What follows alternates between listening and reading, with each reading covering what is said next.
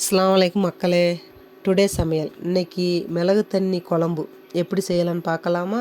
அதுக்கு தேவையான பொருள் 2 தக்காளி, 2 வெங்காயம், ஒரு 5 பூண்டு, ஒரு 5-6 குட்டி கருவாடு, ஒரு 5 பட்டை மிளகாய் மசாலாவுக்கு, ஒரு 3 ஸ்பூனு சீரகம், ஒரு 4 ஸ்பூனு மிளகு எடுத்துகிட்டு கிரைண்ட் பண்ணிக்கிறலாம்.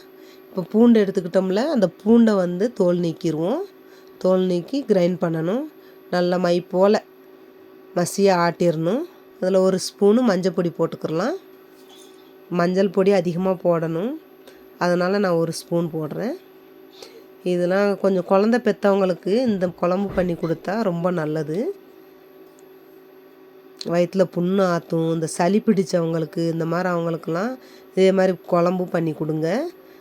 சளி நெஞ்சு சளி நீக்கும், தடுமல் போகும்.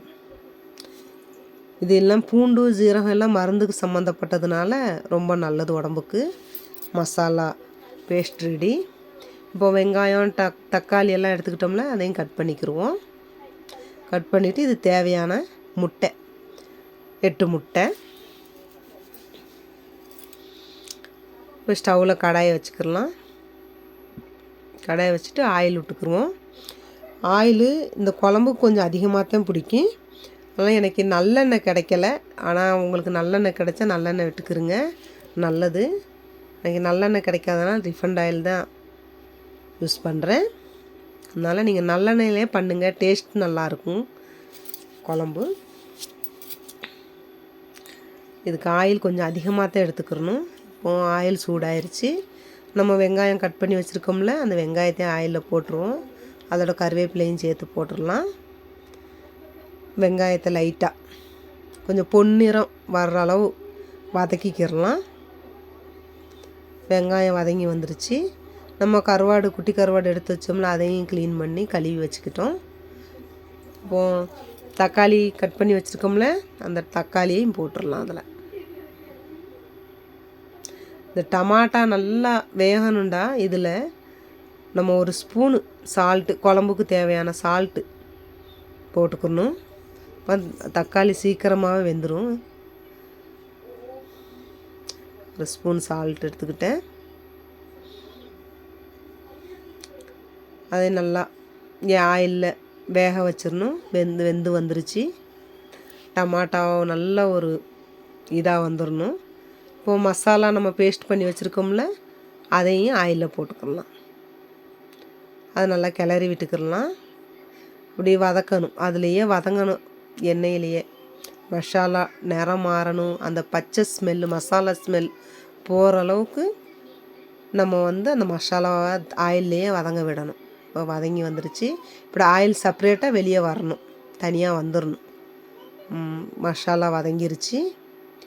இப்போது இதுக்கு நம்ம மசாலாவுக்கு நம்ம குழம்புக்கு தேவையான தண்ணி ஊற்றிக்கிடலாம். தண்ணி ஊற்றிட்டு ஒரு நல்லா கலக்கி விட்டுக்குருவோம்.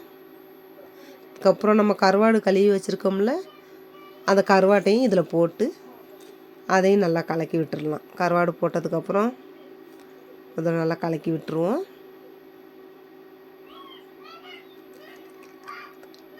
கலந்து விட்டதுக்கப்புறம் மூடி போட்டு ஒரு 5 நிமிஷம் கொதிக்க விடலாம்.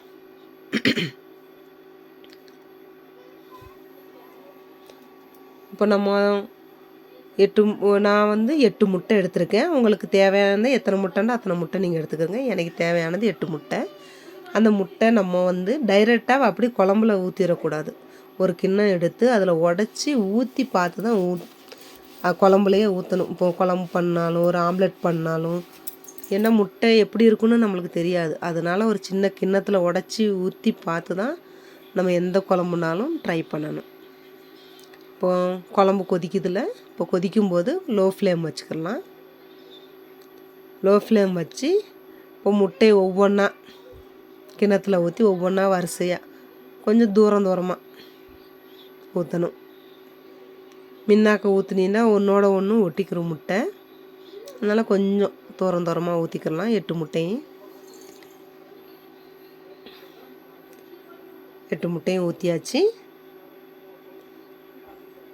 இப்போ மூடி போட்டு லோ ஃப்ளேம்லேயே ஒரு 10 நிமிஷம் வேக விடலாம்.